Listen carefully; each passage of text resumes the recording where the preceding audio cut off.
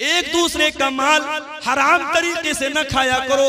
वह तुदलू बिहा इलल हुक्काम, और अपने मसले को अदालत में ले जाकर के लेताकुलू फरीकम मिन अमवालिन नास बिल इस्मी, लोगों का माल नाजायज तरीके से खाने के लिए अपने मसले को अदालत में न लेके जाओ। ऐ मुसलमानों, कान खोल करके सुन लो, तुम्हारी जान, तुम्हारा माल और तुम्हारी इज्जत व आबरू एक दूसरे के लिए हराम है। साद बिन अबी वक्कास ये बहुत मुस्तजाबुद दावत थे। ये जो दुआ करते थे इनकी दुआ फौरन कबूल हो जाती थी।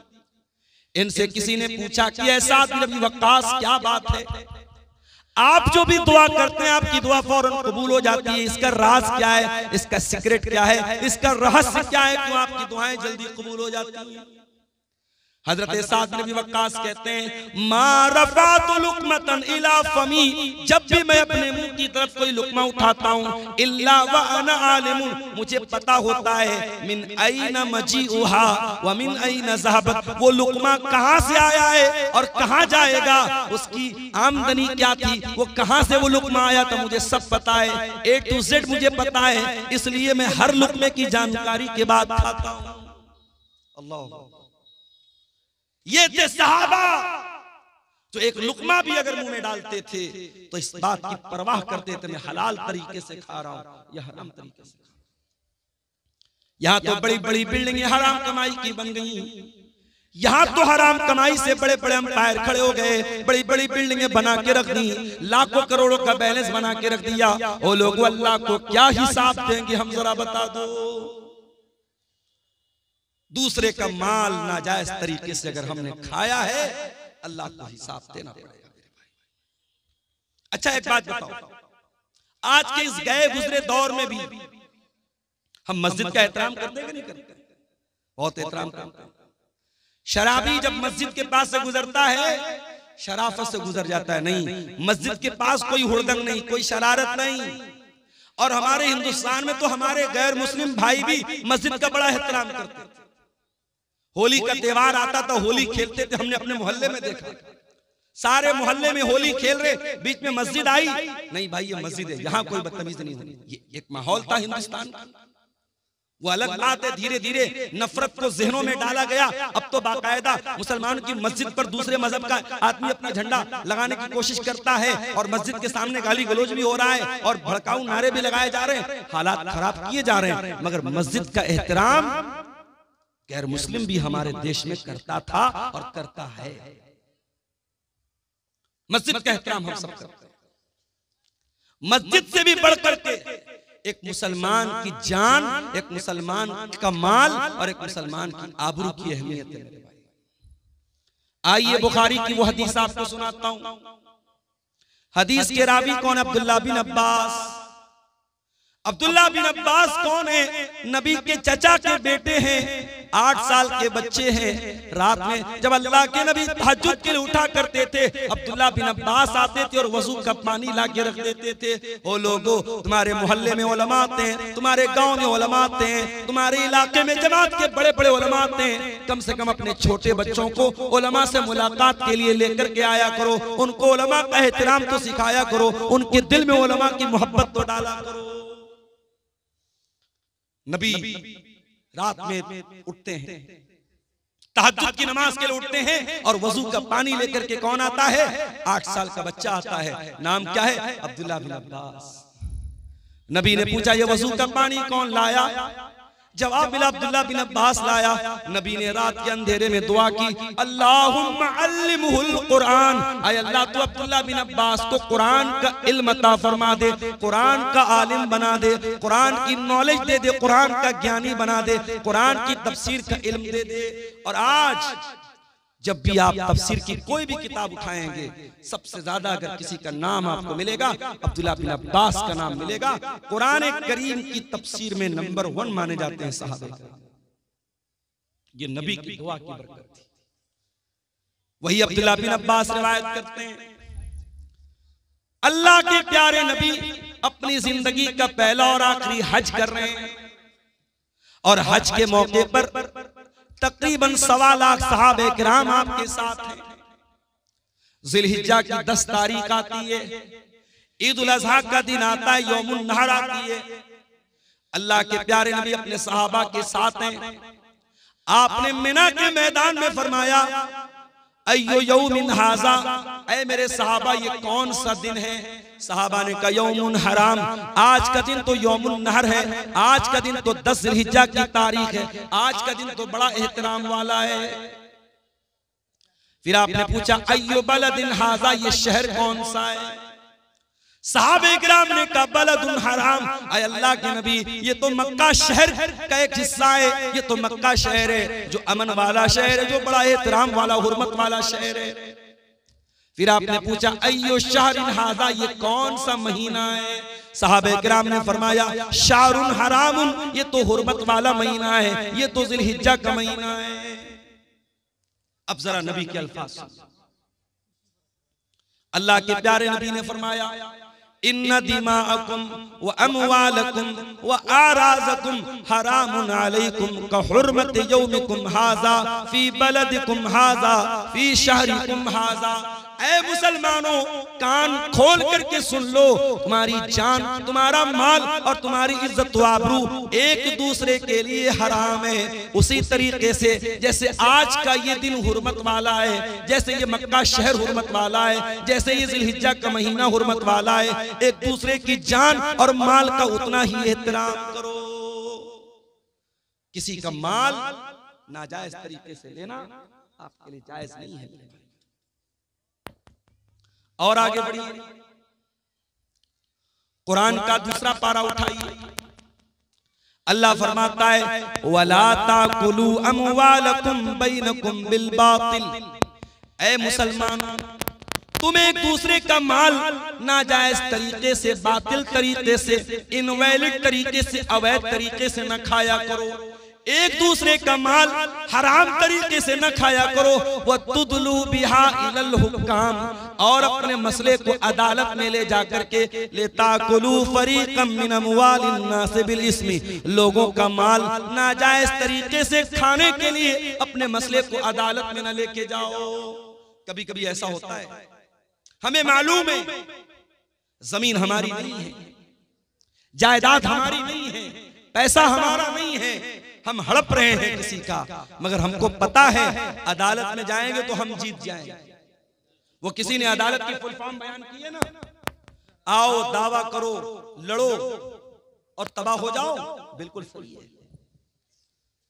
अभी उत्तर प्रदेश में मदरसे का मुकदमा चल रहा है, पता होगा। उत्तर प्रदेश में जितने सरकारी मदरसे थे, इलाहाबाद हाई कोर्ट का फैसला आया कि ये सारे मदरसे गैर कानूनी हैं, इनको बंद कर दिया जाए और इन मदरसे में पढ़ने वाले बच्चों को स्कूल में डाल दिया।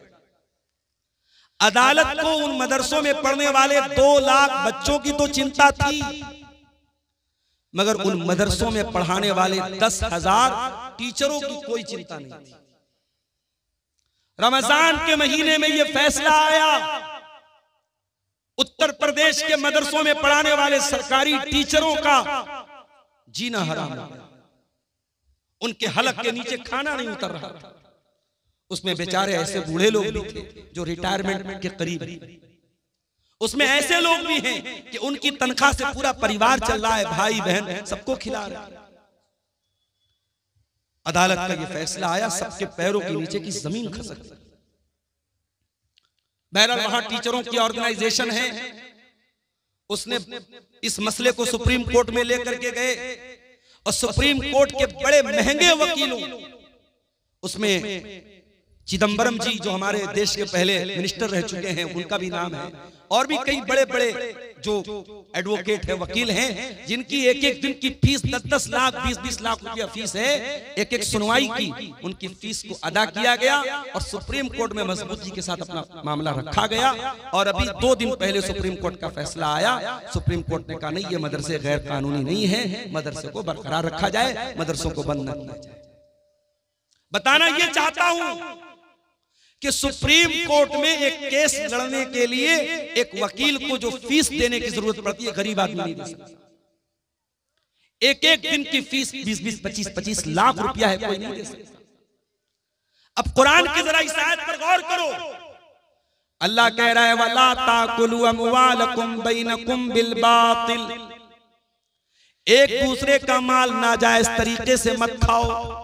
वतुदलू बिहा इलल हुक्काम, और अपने मसले को अदालत में न लेकर के जाओ। लिताकुलू फरीक़म मिन अमवालिन नास बिल इस्मी, हो सकता है कि तुम गलत हो, लेकिन जज और वकील के साथ सेटिंग करके तुम गलत को सही करवा दो। हो सकता है गलत सबूत पेश कर दो, हो सकता है गलत गवाह पेश कर दो। लोगों का माल नाजायज तरीके से खाने के लिए अपने मसले को अदालत में न लेकर के जाओ। आज कटिहार की आप सेशन कोर्ट में चले जाएं, आप पटना में कोर्ट में चले जाएं, हर अदालत में जमीन के, जायदाद के, रुपये पैसे के मामलात मुसलमानों के बड़ी तादाद में आपको मिलेंगे। और इंसान को पता होता है मैं गलत हूं, मैं नाजायज जमीन पर कब्जा कर रहा हूं, फिर भी अदालत में जाता है क्योंकि उसको यकीन होता है मैं अदालत की रकम, फीसों, वकीलों की फीस भर करके मैं केस जीतूंगा। कान खोल करके सुन लो मेरे प्यारे साथियों, दुनिया की अदालत के ऊपर भी एक अदालत है, और उस अदालत में कोई वकील नहीं होगा। उस अदालत का जज अल्लाह रब्बुल आलमीन होगा। न वहां रिश्वत चलेगी, न वहां किसी की झूठी गवाही चलेगी। वहां अगर आप झूठ बोलना चाहेंगे, आपका हाथ सच बोल देगा, आपका पैर सच बोल देगा, आपकी चमड़ी सच बोल देगी। अल्लाह कहता है हत्ता इज़ा मा जाऊहा शहीद अलैहिम समऊहुम व अबसारुहुम व जुलूदुहुम बिमा कानू यअमलून। मेरे बंदो, कयामत के दिन तुम्हारे कान भी गवाही देंगे, तुम्हारी आंखें भी गवाही देंगी, तुम्हारी चमड़ी भी गवाही देगी। वक़ालू लिजुलूदिहिम लिमा शहिदतुम अलैना क़ालू अंतक़नल्लाहुल लज़ी अंतक़ कुल्ल शै। इंसान अपनी चमड़ी से कहेगा तू कैसे बोल रही है, इंसान की चमड़ी कहेगी अल्लाह ने हमको बोलना सिखाया है, और आज हम तेरे करतूत, तेरे काले करतूत हम खोलेंगे। दुनिया की अदालत से कोई जीत गया तो क्या, अल्लाह की अदालत में कोई झूठ नहीं बोल सकता। हसनगंज की धरती पर, धोकरदा की धरती पर अगर आपने कोई गलत काम किया है, कोई पाप किया है, किसी के साथ नाजायज काम किया है, आपकी ये धरती भी कयामत के दिन गवाही देगी। इज़ा ज़ुलज़िलतिल अर्ज़ु ज़िलज़ालहा व अख़रजतिल अर्ज़ु अस्क़ालहा व क़ालल इंसानु मा लहा यौमइज़िन तुहद्दिसु अख़बारहा। कयामत के दिन ये जमीन भी गवाही देगी, जमीन बोलेगी। अल्लाह की अदालत में कैसे बचे? अल्लाह के प्यारे नबी फरमाते हैं इन्नकुम तक़तसिमून इलैया, ओ लोगो तुम मेरे पास अपना मुकदमा लेकर के आते हो। वलअल्ल बाज़कुम अन यकून अलहना बिहुज्जतिही मिन बाज़, हो सकता है कि दो लोग मेरे पास कोई केस लेकर के आए और एक आदमी अपनी बात करने में बड़ी चिकनी चुपड़ी बात करने वाला हो, अपनी दलील को मजबूती से रखने वाला हो, और मैं उसकी बात सुन करके फ़अक़ज़िय लहू बिहक़्क़िही, मैं उसके हक में फैसला कर दूं। ऐसा हो सकता है क्योंकि मैं इंसान हूं। ओ लोगों, मैं बशर हूं, मैं इंसान हूं। हो सकता है कि जो बेचारा हक पर है, जो सही है, उसको बोलना नहीं आता, और जो गलत है वो अपनी जबान की बदौलत, अपनी बातचीत की बदौलत अपनी बात को मनवा ले। अगर ऐसा कभी हो जाए तो अल्लाह के नबी क्या फरमाते हैं, फमन क़ज़यतु लहू बिहक़्क़ि अख़ीही फ़इन्नमा अक़तअ लहू क़ितअतम मिनन नार। अगर मैं किसी के हक में अगर फैसला कर देता हूं और वो जमीन उसके भाई की थी, वो हक उसके भाई का था, वो रुपया पैसा उसके भाई का था, और मैंने गलत फैसला कर दिया और उसके हक में कर दिया, तो अल्लाह के नबी क्या फरमाते हैं, इन्नमा अक़तअ लहू क़ितअतम मिनन नार। मैं जमीन नहीं दे रहा हूं, मैं जायदाद नहीं दे रहा हूं, मैं रुपया पैसा नहीं दे रहा हूं, मैं जहन्नम की आग का टुकड़ा दे रहा हूं। है किसी में मजा? जमीन और जायदाद पर आज नाजायज कब्जा करने के वाकयात मुसलमानों में बड़ी कसरत के साथ। इस्लामी निजाम में मीरास में भी यही होता है मेरे भाई। बाप मर गया, बाप ने 1 लाख रुपया छोड़ा, शरीयत क्या कहती है जरा गौर से सुनिएगा। इस्लाम का निजाम में मीरास बयान कर रहा हूं आपको। 1 लाख रुपया बाप छोड़ करके मरा है, 1 लाख कैश छोड़ करके मरा, जमीन जायदाद छोड़ करके मरा। अब शरीयत क्या कहती है कि सबसे पहले मरने वाले की रकम से उसकी तजीज़ और तकफीन की जाएगी, उसको दफनाया जाएगा, उसको कफनाया जाएगा, उसकी कब्र को खोदने पर, उसके कफन के कपड़े पर और उसकी कब्र पर जो खर्चा आएगा उसके पैसे से अदा किया जाए। अगर कोई रिश्तेदार खड़ा हो जाए अच्छी बात है, अगर कोई खड़ा नहीं होता तो मरने वाले के पैसे से उसको अदा किया जाए। दूसरा काम, कफन दफन हो गया, मुर्दे को दफना भी दिया गया। अब दूसरा काम क्या करना है? अगर मरने वाले के ऊपर कोई कर्जा था, उस कर्जे को उसके पैसे से अदा किया जाएगा, उसके तरके से अदा किया जाएगा। कर्जा भी अदा हो गया। अब तीसरा काम ये देखा जाएगा कि मरने वाले ने किसी को वसीयत तो नहीं की है, और वसीयत किसको बोलते हैं ये समझ लो। हो सकता है मरने वाला अपनी जिंदगी में मदरसे की मदद नहीं कर पाया, मस्जिदों में चंदा नहीं दे पाया, अल्लाह की राह में खर्च नहीं कर पाया। मरने के टाइम एहसास हुआ यार इतनी दौलत बना के जा रहा हूँ, इतना पैसा बना के जा रहा हूँ, कुछ दीन के रास्ते में भी पैसा लगाना चाहिए, कुछ जमीनों जायदाद मदरसे के लिए भी देनी चाहिए। जैसे आज आपके मदरसे के लिए चंदा हुआ, मुझे चंदा करना नहीं आता, मेरे मुझे कहा था जो साहब मुझे लेके आ रहे थे, उन्होंने कहा था मौलाना साहब थोड़ा आप चंदे पर बोल दीजिएगा, लोग आए मुसाफा करके देते। ये सब मुझसे नहीं होता मेरा भाई, लेकिन एक अपील करता हूं कि जिंदगी में यही चीजें आपके काम आएंगी। अब्दुल गफ्फार साहब की तकरीर सुनेंगे रात में चले जाएंगे, मौलाना जर्जी साहब की तकरीर सुनेंगे चले जाएंगे, मगर आपने इस मदरसे को जो चंदा दिया होगा वो कहीं ना कहीं आपके नामे आमाल में, आपकी नेकियों के अकाउंट में दर्ज हो जाएगा और कयामत के दिन भी वो आपके काम आएगा। हो सकता है जिंदगी में आपको मौका नहीं मिल पाया, मरने के टाइम याद आया कि मुझे कुछ अल्लाह की राह में खर्च करना चाहिए, तो शरीयत क्या कहती है कि आप अपने माल की वसीयत कर सकते हैं, मगर वसीयत 1/3 से ज्यादा नहीं होनी चाहिए। 1/3 का मतलब समझते हैं 1/3। अगर मरने वाला 3 लाख रुपया छोड़ के गया है तो किसी मस्जिद में, किसी मदरसे में, किसी यतीम को, किसी गरीब को या किसी ऐसे रिश्तेदार को जो उसका वारिस नहीं है, वारिस को वसीयत नहीं कर सकता। अपने बेटे को वसीयत करके जाए, बेटे को इतना दे दो, बेटी को इतना दे दो, उसका कोई एतबार नहीं। वारिस को वसीयत, बेटा तो वारिस है, बेटी तो वारिस है, बाप तो वारिस है, वारिस को वसीयत नहीं करेगा। वारिस के अलावा कोई रिश्तेदार है, मान लो किसी बच्चे को आपने गोद ले लिया, किसी बच्चे को आपने पाल लिया, परवरिश कर ली, अब जाहिर है आपने परवरिश तो की है, मगर वो आपका सगा बेटा नहीं है तो आपकी जायदाद का वारिस नहीं। अगर आपको लगता है कि इस बच्चे को मैंने पाला है और मेरे बाद इस बच्चे को जरूरत पड़ेगी रुपये की, पैसे की, जमीन की, जायदाद की, तो आप अपनी प्रॉपर्टी का, अपने तरके का 1/3, उससे ज्यादा नहीं, उससे कम तो कर सकते, उससे ज्यादा नहीं, 1/3 तक आप उसको वसीयत कर सकते। तो पहला काम क्या करेंगे? जनाजे की तैयारी। दूसरा काम कर्जे की अदायगी। तीसरा काम वसीयत को हम पूरा करेंगे। अगर मरने वाला 3 लाख रुपया छोड़ के गया और ये कह करके गया कि मैंने जिस बच्चे को गोद लिया था ये 3 लाख रुपया उसको दे दिया जाए, तो फतवा आप लेने जाएंगे, आप बिहार के किसी आलिम से ले ले, यूपी के किसी आलिम से ले ले, पूरी दुनिया के किसी आलिम से ले ले, तमाम उलमा का फतवा यही मिलेगा कि वसीयत गलत है और उसकी 3 लाख में से सिर्फ 1 लाख रुपया उस बच्चे को दिया जाएगा, 3 लाख पूरा नहीं दिया जाएगा।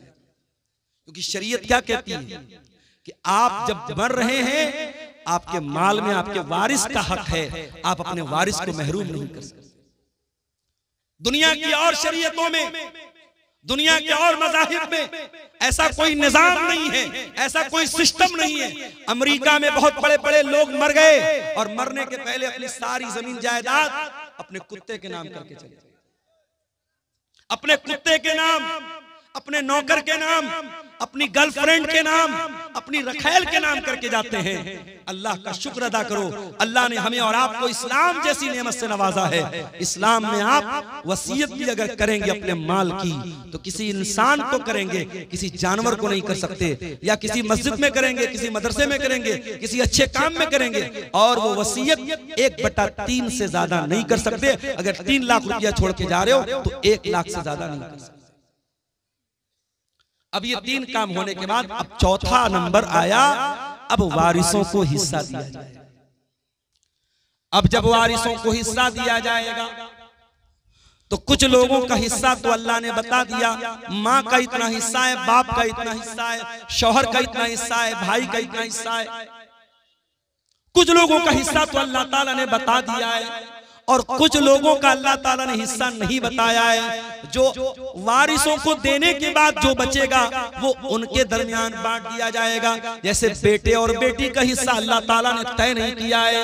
अगर बाप जिंदा है, अगर माँ जिंदा है तो बाप को 1/6 दिया जाएगा, माँ को 1/6 दिया जाएगा और माँ बाप को देने के बाद, और अगर मरने वाले की बीवी जिंदा है और औलाद मौजूद है तो बीवी को 8वां हिस्सा दिया जाएगा और औलाद अगर नहीं है तो बीवी को 1/4 दिया जाएगा। बीवी को देने के बाद, माँ बाप को देने के बाद अब जो बाकी बचेगा वो बेटे और बेटी को दिया जाएगा। अब बेटे को कितना मिलेगा, बेटी को कितना मिलेगा? कुरान कहता है लिज़्ज़करि मिस्लु हज़्ज़िल उन्सयैन, लड़के को लड़की का डबल मिलेगा, लड़के को लड़की का डबल मिलेगा। अब दुनिया में लोग इस पर बड़ा वावैला मचाते हैं, तो इस्लाम में बड़ी नाइंसाफी है, औरत के साथ बड़ा अन्याय हो रहा है। लड़के को डबल मिल रहा है, लड़की को आधा मिल रहा है। पहली बात तो ये है, इस्लाम अल्लाह का दीन है और अल्लाह के दीन में कभी नाइंसाफी नहीं हो सकती। अल्लाह तो अदल वाला है, अल्लाह तो आदिल है और अल्लाह का हर हुक्म अदल वाला है। अल्लाह को खूब पता है किसको कितना देना है। अल्लाह के कानून में कभी नाइंसाफी नहीं हो सकती। अगर अल्लाह ताला ने लड़का लड़की को बराबर दिया होता, अगर अल्लाह के कानून में बराबर का हुक्म होता तो ये लड़के के साथ नाइंसाफी हो जाती। क्यों? क्योंकि कमा के लाना तो लड़के को है, अपनी बहन को कमा के भाई देगा, अपनी बेटी को कमा करके बाप देगा, अपनी बीवी को कमा करके शौहर देगा। मर्द को तो हर हाल में कमाना है और औरत को कमाना नहीं, औरत को तो खाना है। औरत को कोई खिलाएगा और खिलाने वाला कौन है? मर्द है। इसीलिए अल्लाह ताला ने मर्द की जिम्मेदारियों को सामने रख करके अल्लाह ने यह फैसला किया, लिज़्ज़करि मिस्लु हज़्ज़िल उन्सयैन, लड़के को लड़की का डबल मिलेगा। अब मान मरने वाले का एक लड़का है, 2 लड़की और मरने वाला 2 लाख रुपया छोड़ के मारा, तो जाहिर है कि 2 लाख में से 1 लाख रुपया लड़के को मिल जाएगा और 50-50 हजार रुपया दोनों लड़कियों को मिल जाएगा। तो अगर रेशियो निकालो तो लड़के लड़की को तो बराबर मिल रहा है, और अगर कहीं लड़कियों की तादाद ज्यादा है और लड़का 1 है या लड़के की तादाद कम है तो मजमूई एतबार से लड़कियों को ज्यादा मिल जाएगा। तो कुरान कहता है तुम नहीं जानते कि किसको कितना मिलना चाहिए, ये अल्लाह का फैसला और अल्लाह का कानून है और अल्लाह ने जो तय कर दिया उसी के हिसाब से बांटा जाएगा।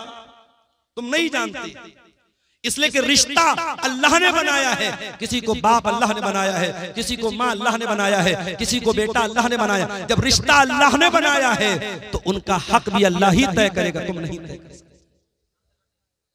हमारे यहाँ क्या हो रहा है, बाप मर गया, भाइयों ने बैठ करके जमीन जायदाद का बंटवारा कर दिया, बहन को फूटी कौड़ी नहीं मिली, बहन को 1 पैसा नहीं मिला। बहन आई, भाई आपने बाप की जायदाद का बंटवारा किया, मुझे क्यों नहीं दिया? भाइयों ने धमकी दी। मैं शेरशाबादी माहौल नहीं जानता, मैं कटिहार का माहौल, मैं बनारस की बात कर रहा हूं, अपने माहौल की बात कर रहा हूं। भाइयों ने धमकी दी, अगर तू अपना हिस्सा ले लेगी आज के बाद हमसे रिश्ता मत रखना, हमसे कोई ताल्लुक मत रखना। अगर हमने अपने बाप की प्रॉपर्टी में से तुझको हक दे दिया तो आज से रिश्ता खत्म। बहन बेचारी सोचती है भाई से रिश्ता खत्म करना बड़ा महंगा सौदा है, भाई और भतीजे की मोहब्बत भी दिल में होती है। बहन कहती भैया जो है आप रख लीजिए, मुझे कोई जमीन जायदाद नहीं चाहिए। इस तरीके से ब्लैकमेल किया जाता है और प्रेशराइज किया जाता है और दबाव डाला जाता है बहनों के ऊपर, और बहनें मजबूरी में आकर के अपना हिस्सा अपने भाई को लिख लेती। और ये काम कौन कर रहा है? ये 5 टाइम का नमाजी कर रहा है। चेहरे पर भरपूर शरई दाढ़ी रखने वाला और माथे पर सजदे का निशान सजाने वाला, अपने आप को मुत्तकी कहने वाला, अपने आप को परहेजगार कहने वाला भी ये काम कर रहा है। ओ लोगों, अल्लाह को क्या हिसाब दोगे जब अल्लाह का कानून ये कह रहा है कि आपके वालिद के इंतकाल के बाद आपके बाप की प्रॉपर्टी में आपका हिस्सा है और आपकी बहन का भी हिस्सा है। वो कौन सा कानून है, वो कौन सा इंसाफ है जिसकी वजह से आपने अपनी बहन को उसका हक नहीं दिया? जरा ईमान से बताओ, जरा अपने दिल पर हाथ रख करके बताओ मेरे भाई। और ये भी याद रखिए, इस्लाम का जो निजाम मीरास है ये कोई बाई चॉइस नहीं है कि अमल कर लो तो अच्छी बात है और अगर अमल नहीं करोगे तो कोई हर्ज की बात नहीं है। अल्लाह ने जब मीरास का कानून बयान किया तो क्या फरमाया? तिल्का हुदूदुल्लाह, ऐ मेरे बंदो, ये अल्लाह ताला का बनाया हुआ कानून है। वमन युतिल्लाह व रसूलहु युदखिलहु जन्नातिन तजरी मिन तातिहल अनहारु खालिदीन फीहा अबदा। जो अल्लाह की बात मानेगा, जो रसूल की बात मानेगा, जो अल्लाह के कानून पर चलेगा, अल्लाह उसको जन्नत में डालेगा जहां जन्नत में हमेशा हमेशा रहेगा। वज़ालिकल फौजुल अजीम, और ये बहुत बड़ी कामयाबी है। वमन यासिल्लाह व रसूलहु व यतअद्दा हुदूदहु, और जो अल्लाह की नाफरमानी करेगा, जो रसूल की नाफरमानी करेगा, जो अल्लाह के कानून को तोड़ेगा, जो अल्लाह के निजाम मीरास को नहीं मानेगा, जो अल्लाह के बनाए हुए कानून के मुताबिक अपनी बहन बेटी को हिस्सा नहीं देगा, अल्लाह क्या फरमाता है? युदखिलहु नारन खालिदन फीहा, अल्लाह उसको जहन्नम के अंदर डालेगा और जहन्नम में बहुत लंबे टाइम तक वो रहेगा। वलहु अज़ाबुम मुहीन, और उसको जलील करने वाला अज़ाब दिया जाएगा। जहन्नम की आग, मेरे भाई हम सोच भी नहीं सकते।